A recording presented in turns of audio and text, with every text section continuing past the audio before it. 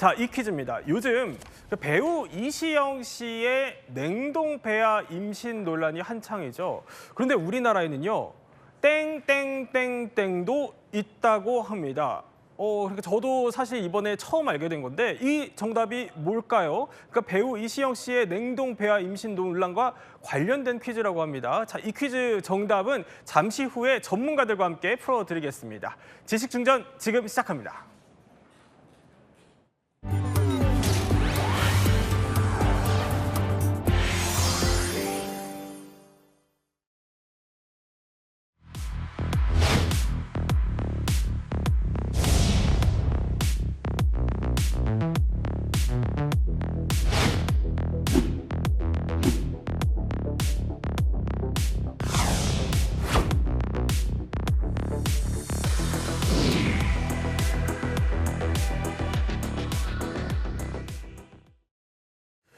자, 배우 이시영 씨가요, 이렇게 얼마 전에 냉동 배아를 이식받고 또 둘째 임신 사실을 고백을 했는데 이 고백이 단숨에 뜨거운 감자가 되었습니다. 아니, 최정화 기자, 일단 이게 어떤 상황인지부터 짚어볼까요?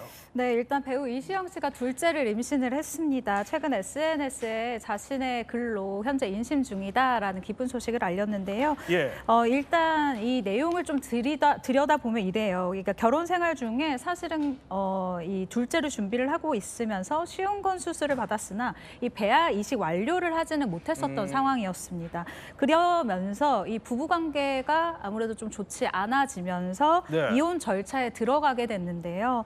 이시영 씨가 일단 결혼 얘기를 다시 해보자면 2017년도에 9살 연상의 요식업 사업가와 결혼을 했었어요. 네. 그러면서 슬아의 이 아들을 처음에 낳았었는데 결혼 8년 만인 지난 3월에 이제 헤어지게 됐죠. 그래서 사람들이 지금 놀라는 게 3월에 헤어졌는데 지금 임신했다라고 알리니까 이게 무슨 일이냐라고 얘기를 한 거죠. 그래서 이시영 씨가 직접 이렇게 SNS에 글을 남깁니다. 네. 이 배아를 최대 보관할 수 있는 기간이 5년이었는데 마지막에 배아 폐기를 앞두고 도저히 폐기할 수가 없어서 내가 이식을 결정했다. 하지만 뭐 동의가 있었던 것은 아니지만 나는 둘째를 가져야 되겠다라는 내가 결정을 했다라고 합니다. 이시영 씨가 올해 43살이에요. 그렇기 때문에 둘째를 가져야 된다라는 이 생각에 조금 더 자기 결정권을 좀 더 생각한 게 아닌가라는 네. 추측이 됩니다.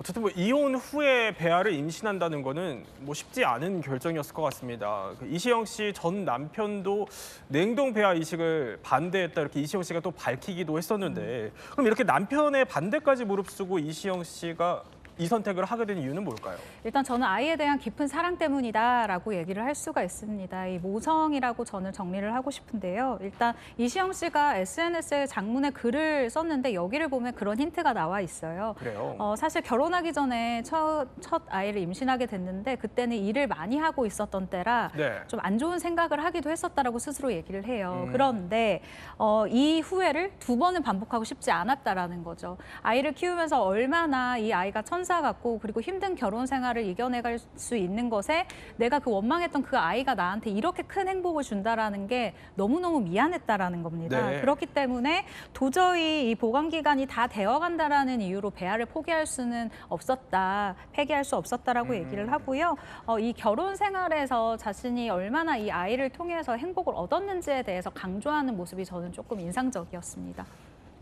그런데 이시영 씨 이 사례에서 주목이 됐던 것 중에 하나가 이 바로 냉동 배아 임신이라는 겁니다. 이거 좀 잘 모르시는 분들도 많을 것 같은데 과학 전문가 이독실 전문가 여기 모셨는데 그럼 일단 냉동 배아 임신 이게 정확히 뭡니까? 네, 생식세포를 얼리는 것들은 우리가 좀 많이 들어보셨을 거예요. 냉동 난자나 뭐 정자를 얼려놓는 경우들이 있습니다. 그런 예. 경우에는 난자의 경우에는 뭐 미혼 여성이나 난임의 위험이 있기 때문에 좀 젊을 때 먼저 네. 채취를 해서 이제 얼리는 것들을 하기도 하고요. 정자의 경우에는 질병 치료, 내가 항암 치료를 할 거라면 그 전에 혹은 내가 기증을 하기 위해서 냉동 정자를 쓰기도 하는데 지금 이야기하고 있는 냉동 배아의 경우에는 이미 수정이 이루어졌습니다. 정자와 난자가 만난 상태고요. 이렇게 배아 상태를 냉동 보관을 하는 겁니다. 근데 이렇게 냉동 보관을 했을 때 네. 나중에 해동을 하고서 이제 사람으로 우리가 이제 착상을 시키지 않습니까? 그 과정에서의 성공률이 가장 높은 방법으로 지금 알려져 있고요. 예. 실제 그 프로세스를 보게 되면 수정돼서 냉동 보관되어 있는 배아를 이제 자궁 환경이 적절하게 되었을 때 이식을 하는 겁니다. 네. 그래서 해동을 하는 것도 중요하겠지만 이제 어머니의 이제 자궁 내벽에 붙이기 위해서 그 상태를 보고서 실제로 우리가 채취했을 때 예를 들면 3일째 수정한 다음 3일째 만약에 얼렸으면 그때와 같은 환경이 되었을 때 적절하게 다시 이제 착상을 시키는 방식을 얘기를 하는 겁니다. 그렇군요. 어떻게 보면 뭐 과학의 발달로 이렇게 냉동 배아를 임신까지 할 수 있다니 이 난임 부부들에게는 반가운 소식일 것 같습니다. 그런데 이번에 이시영 씨 상황을 두고요, 여론의 찬반 논쟁이 뜨겁습니다. 뭐 마지막 기회다, 또 대단한 모성애다, 큰 삶의 의미가 될 것이다라는 찬성 입장도 있는 반면에 그래도 상대의 동의는 구했어야 되는 거 아니냐. 이게 거부를 했다면 폐기하는 게 맞지 않냐.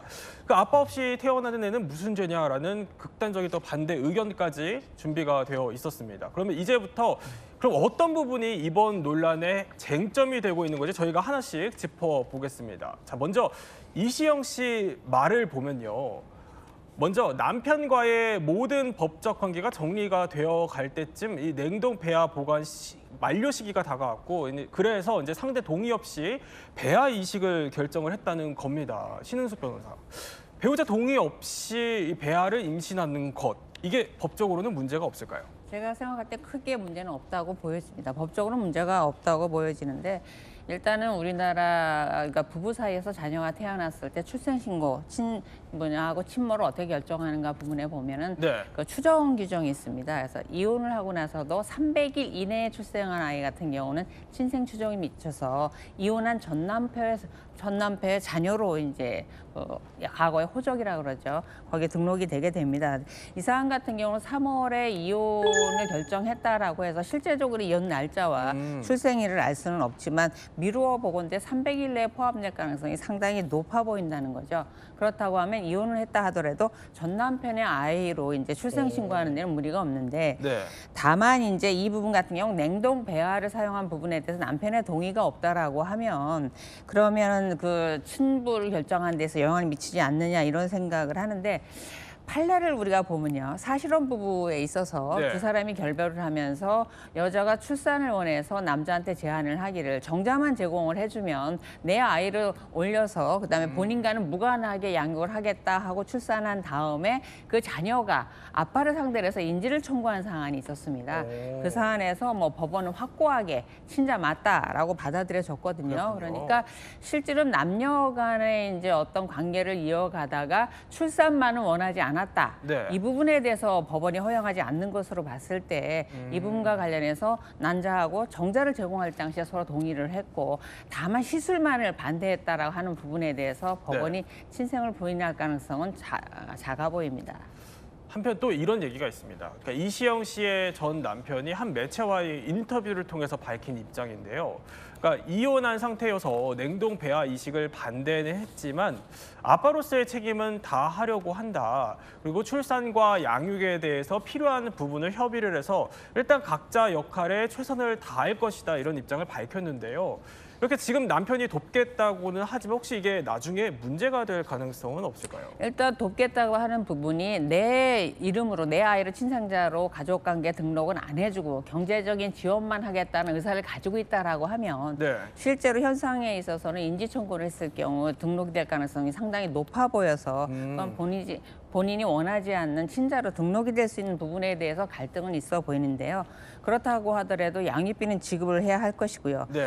다만 이제 내가 동의하지 않았는데도 실수를 해서 둘째를 출생시켰다는 부분에 대해서 아마 정신적 위자료를 청구할 수 있는가라는 부분을 고려해 보면 그 가능성 또한 높지 않아 보인다라고 생각을 합니다. 왜냐하면 생명윤리법에서 난자하고 정자를 제공해서 네. 배아를 생성할 때 제공하는 데에만 동의를 하게 돼 있지, 그것을 실제로 냉동 배아를 그 폐기 이전에 시술하는 데에서 추가로 동의를 요구하고 있는 법적 규정이 없습니다. 그 법을 이게 미루 해석해 보면 최초의 난자하고 정자를 제공할 때 출생까지 동의한 것으로 간주하는 것이 아닌가 이런 네. 생각이 듭니다. 그래서 법이 좀 보완이 필요한 영역입니다. 자, 두 번째 쟁점이 또 준비되어 있습니다. 무슨 쟁점이냐면 자, 이겁니다. 윤리적 논쟁으로도 볼 수 있을 것 같은데요. 이 냉동 배아는 누구의 것인가? 그러니까 이 배아를 냉동했을 당시에는 이 두 사람이 동의하에 한 것이라 문제가 없었지만 이게 이혼을 하면서 문제가 불거진 건데 그럼 이시영 씨의 경우에는 이 냉동 배아의 누구의 소유라고 볼 수 있나요? 현재 법적으로 누구의 소유라고 할 수는 없고요. 우리나라 판례에 확고한 태아는 이제 임신을 했을 때 네. 태중에 있는 태아까지는 생명으로 봅니다. 하지만 그 이전에 냉동 배아에 대해서 생명권을 인정할 것인가라는 그 직접적인 사례가 아직은 없습니다. 그래서 이 부분에 대한 소유권을 다투려지는 상당히 없어 보이는데 그것이 그 배아 상태, 냉동 배아 상태로 있을 때는 서로가 동의해서 생성된 거지만 착상을 해서 임신이 됐을 때는 태아로 봐서 네. 생명을 인정된다라고 하면 그 출생과 관련해서 또 누구의 것인가라는 판단은 어렵고 생명권 인정될 것으로 보입니다. 그런데 자, 미국에서는요. 이 냉동 배아 때문에 소송을 당한 여배우가 있어요. 네, 맞습니다. 이 미국 시트콤을 좋아하시는 분들은 이 배우 익숙하실 수도 있어요. 소피아 베르가라라는 이 여배우인데요. 굉장히 네. 매혹적인 외모를 가지고 있는 배우입니다. 이 배우 같은 경우는 전 약혼자 닉 로에과 이 문제가 있었는데요. 일단 두 사람이 약혼 당시에 체외 수정으로 만든 냉동 배아가 있었어요. 그런데 이 두 사람이 2013년도에 체외 수정으로 배아를 생성하고 냉동 보관을 하고 있던 상황이었는데요. 네. 이제 결혼하고 그러니까 이혼을 하게 됐어요. 그런데 이 남성 쪽인 닉 로앱이 배아를 출산용으로 사용하게 해달라라면서 소송을 제기를 합니다. 오. 일명 배아에게 생명권을 부여하라 그러면서 소피아에게 이 배아의 생명권을 침해한 가해자로 이 규정한 굉장히 좀 특이한 소송이다라고 얘기를 할 수가 있는데요. 네. 이 법원의 판단은 어땠을까요? 어땠어요? 일단 이 주장을 듣고 네. 이 남성의 그러니까 닉 로앱의 주장을 기각했습니다. 아. 일단 이유는요. 양측이 과거에 이 서명한 계약서에 서로의 동의 없이는 배아를 사용할 수 없다라고 명시가 되어 있었기 때문인데요. 그렇기 때문에 법원에서는 소피아의 동의 없이 이 배아를 사용할 수 없다라고 판결을 했습니다. 자, 그러면 계속해서 세 번째 또 쟁점이 준비가 되어 있습니다. 세 번째 쟁점은요, 이겁니다. 양육권 논쟁이죠. 그러니까 아이의 양육권을 누가 갖게 되는 건지 이 부분을 체크해 볼 필요가 있을 것 같습니다. 그 배우 이시영 씨의 전 남편 역시 그 둘째 출산과 또 양육에 필요한 부분을 협의해서 각자 역할에 최선을 다하겠다 이렇게 밝혔는데 그럼 일단 신은숙 변호사님. 냉동 배아로 임신된 아이가 태어나게 되면 이 경우에 양육권은 누구에게 가게 되는 겁니까? 100% 배우 이시영 씨한테 가게 될 건데요. 일단 이시영 씨는 자신의 자녀를 출산하기 위해서 남편의 동의도 없이 출산을 했기 때문에 남편한테 인지한 이후 양육권을 가져가라고 할 가능성이 없다 보니까 100% 이시영 씨에게 양육권이 인정이 될 텐데 다만 친권과 관련해서 그럼 성은 누구의 성을 따라야 되는가라는 문제가 있는데 지금은 민법이 개정돼 있어서 엄마의 성을 따를 수가 있어요. 그래서 네. 출생을 해서 전 남편 성이 아닌 어머니 이시영 씨의 성을 따라서 가족관계 등록부에 등록을 시키고 당연히 양육권도 이시영 씨가 갖게 될 것입니다. 그렇군요. 다만 남편은 네. 본인이 법적 책임을 다한다고 했으니까 양육권으로 책임을 지게 될 겁니다.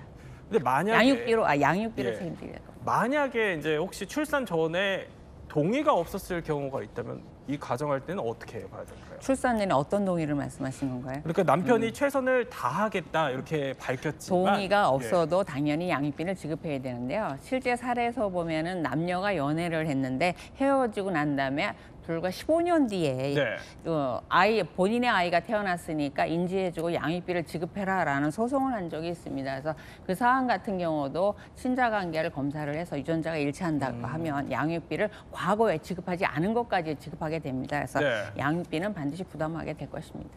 네, 그럼 이쯤에서요. 오늘 앞서 저희가 소개해드렸던 퀴즈 한번 풀어보겠습니다. 자, 퀴즈 이겁니다. 배우 이시영 씨의 냉동 배아 임신 논란 저희가 쭉 짚어봤는데요. 그런데 우리나라에는 땡땡땡땡도 있다. 이게 오늘의 퀴즈입니다. 신숙 변호사님 혹시 추정이 되세요? 어떤 정답인지? 냉동 자궁. 냉동 자궁. 왜냐하면 우리가 눈이라든가 각 네. 기관들을 오. 이렇게 중요하게 하지 않나요? 그래서 냉동 자궁이 있지 않을까 그런 불임부부한테 상당히 좋은 소식일 것 같습니다. 그렇네요. 이게 정답이 맞을까요? 혹시 정답을 한번 확인해 볼까요?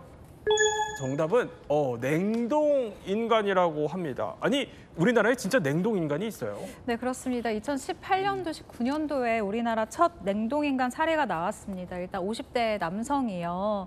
한국 냉동인간 보존기업 크리오 아시아 측에다가 네. 자신의 어머니가 암으로 투병하다가 돌아가시게 됐는데 80대 어머니의 시신을 보존하고자 신청을 한 사례가 첫 번째 사례가 있었습니다.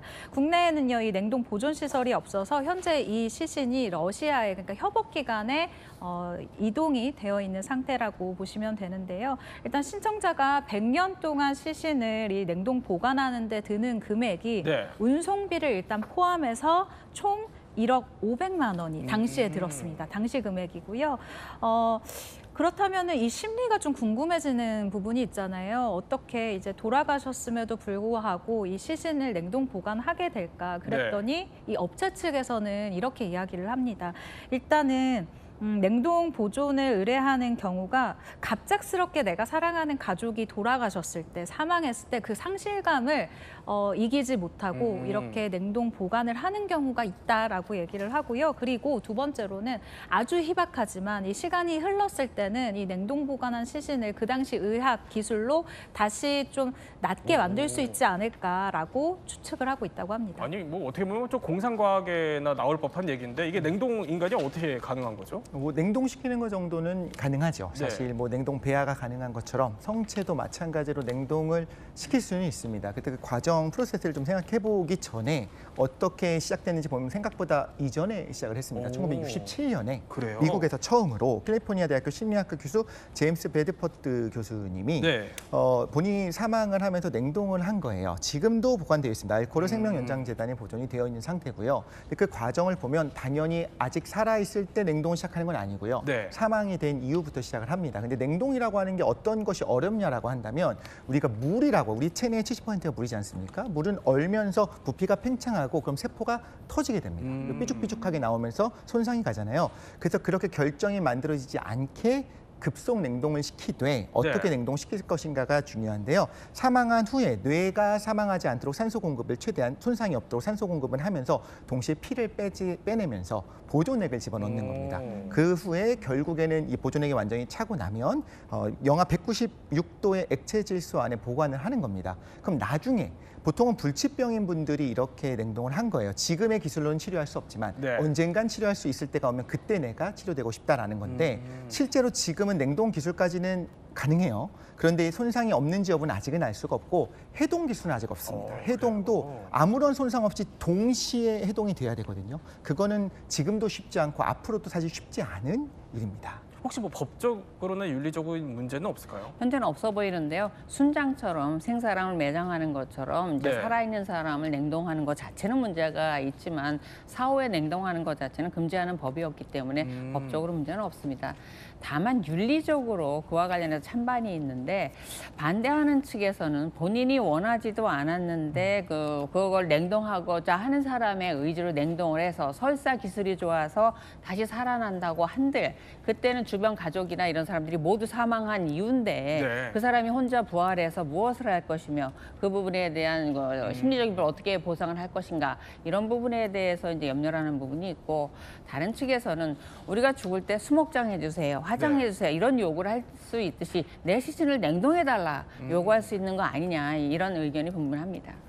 다시 이시영 씨 이야기로 다시 살짝 돌아와서요. 어쨌든 이시영 씨는 이혼 상태에서 아이를 갖게 됐고 엄마 혼자서 키우겠다 이런 이야기인데 자, 최정화 기자. 그런데 생각을 해보면 그 오래전에 그 국내에서 유명했던 방송인 중에서도 어떻게 보면 좀 자발적 미혼모라고 해야 될까요? 네. 그런 사례가 된 케이스가 있어요.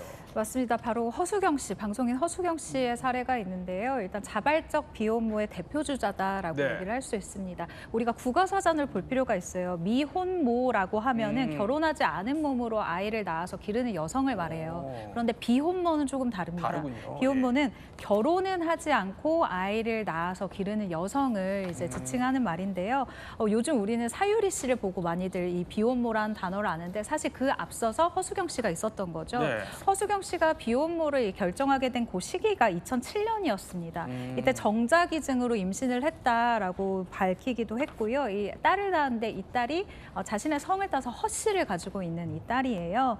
그리고 여성으로서 가치 있는 일을 하고 싶었기 때문에 내가 이 결정을 했다라고 또 밝히기도 했습니다. 근데 당시 기억해보면 굉장히 사회적 반응이 뜨거웠었어요. 네, 맞습니다. 사실 2008년도에 이 허수경 씨가 정자기증을 통해서 이렇게 아이를 낳았을 때는 우리 사회적인 인식이 와, 여성이 어떻게 혼자 남편도 없이 아이를 기르지? 어떻게 돈을 벌고 어떻게 기를 거야? 네. 굉장히 우려 섞인 시선이 있었을 시기예요. 그리고 무엇보다 관련 법이 또 정립되어 있지 않기 때문에 법적으로는 문제가 없었지만 사회적으로는 큰 충격적인 사건이기도 했습니다. 일단 두 번의 이혼한 이 전력이 있는, 그러니까 뭐 이런 아픈 사연이 있는 싱글 여성으로서 네. 공개적으로 정자 기증을 받게 됐는데요. 이후에 사실은 이때 사회적으로 우리 시선이 그렇게 받쳐주지 않았기 때문에 네. 비혼모 논쟁에 불을 붙이기도 했었어요. 지금 생각해보면 그럴 수도 있었구나라는 생각이 드는데요. 일단 한편에서는 모성 권리의 선구자다. 내가 내 아이를 낳겠다는데 누가 뭐라고 하냐라는 반응이 있었고요. 한편으로는 아니 그래도 아이의 입장도 있는데 왜 이것을 엄마 혼자 결정하느냐라는 이런 굉장히 좀 뜨거운 이런 화두가 오른 적이 있습니다. 그런데 이 이후에 또 비혼모로 대표되는 방송인이 또 등장했어요. 바로 일본 출신의 방송인 사유리 씨인데 네. 일단 목소리 한번 들어볼까요? 38였을 때 생리가 불규칙하게 오기 시작했어. 수치가 너무너무 안 좋아서 지금 바로 아기를 가지지 않으면 어려울 수도 있고 이런 이야기를 전화로 들었어. 잠깐만 내가 할 수 있는 거 다 하고 나서 죽어도 후회 없다. 그러니까 지금 죽는 거는 진짜 참자. 그래서 내가 시험관을 빨리 했고 그러니까 사유리 씨가 정자를 기증받아서 이제 네. 임신을 했을 때는 허수경 씨와는 조금 다른 분위기였던 것 같아요. 네, 앞서 제가 말씀드린 것처럼 허수경 씨 같은 경우는 벌써 거의 한 20년 전이니까 사회적으로 이것을 받아들이는 조금 큰 충격이 있었고요. 사유리 씨의 경우는 조금 다릅니다. 요즘 여성들이 물론 저도 마찬가지지만 결혼의 연령이 점점 늦어지고 있잖아요. 이 예. 과정에서 과정에서 사유리 씨가 굉장히 솔직하게 얘기를 했어요. 나는 결혼하고 싶은 남성이 있었는데 그 남성과 헤어지게 됐고 그때 내가 산부인과에 갔는데 결혼까지 하고 출산까지 하는데 내 자궁 상태가 그렇게 좋지 않다라는 걸 이미 들었다는 거예요. 네. 그렇기 때문에 내가 빨리 결정을 해야 됐다. 딩크족이 아니기 때문에 아이를 낳으려면 빨리 나는 일본에 가서 이제 이런 아이를 낳는 결정을 해야 됐기 때문에 이런 결정을 했다라고 했는데 이 사회적 분위기가 정말 달라졌다라고 느끼는 게 1인 가구 늘어났죠. 자기 결정권에 대한 이 사회적 인식 공감이 더 높아진 시대이기 때문에 사유리 씨가 이런 결정을 하고 나왔음에 굉장히 좀 응원의 목소리가 사실 더 높았었던 것 같습니다. 자, 그런데 이 사유리 씨 임신이 또 화제가 됐던 이유는 그 원하는 서양인의 정자를 기증받았다 이 점인데 이와 관련해서 사유리 씨는 이렇게 또 얘기를 합니다. 전자 은혜라고 하는 것이 동양 사람이 자체가 없어요 많이. 없어요. 진짜 없어요. 다 취미부터 성격부터 다 나와요. 그때 저는 IQ보다 EQ를 좀 봤어요. 그 사람이 배려심 많고 상대 마음을 이해하고 눈치가 빠르고 그런 거를 되게 중요하게 생각했어요 저는. 그래서 거기서 고른 거야? 네네네.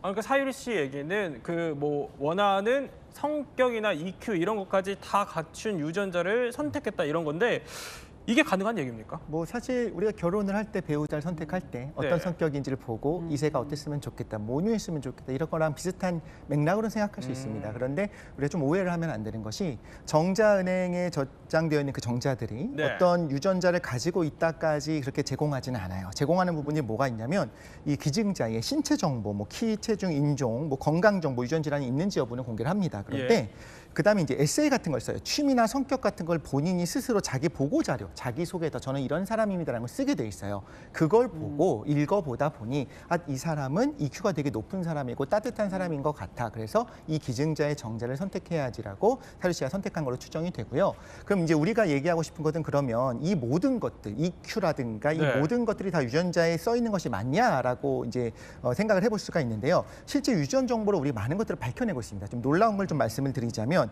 예를 들면 외향성, 성실성, 이 사람이 자비로운지 아닌지, 뭐 불안하고 우울 장애가 있을 가능성이 얼마나 되는지 이런 것들을 한두 개는 아니에요. 수백 개의 유전자가 같이 협업을 하면서 뭔가 효과를 발현하는 거지만 분명히 유전자에 있다라는 연구들은 있고요. 그럼 향후에 이런 것들을 파악해서 맞춤형으로 아이를 낳을 가능성이 있느냐라고 한다면 그거는 우리 시대가 좀 준비할 타이밍이 된 겁니다. 예를 들면 난 당뇨 정력이 있는데 가족력이 네. 있는데 당뇨 유전자를 제거하는 거에 대해서는 사회적으로 오케이 할 수 있을 것 같아요. 그런데 비만 유전자를 제거한다? 이게 사회적으로 합의가 될 것인가? 그런데 비만은 실제로 질병 코드가 부여되는 질병입니다. 그럼에도 불구하고 이걸 제거하는 거에 대해서 우리가 과연 사회적 합의가 일어날 것인가? 그렇다면 뭐 하얀 피부, 수학적인 능력이 뛰어난 사람을 우리가 만약에 만들 수 있다고 한다면 그것을 해도 되는가에 대해서는 이제 사회적 논의가 필요한 시점이 오겠죠.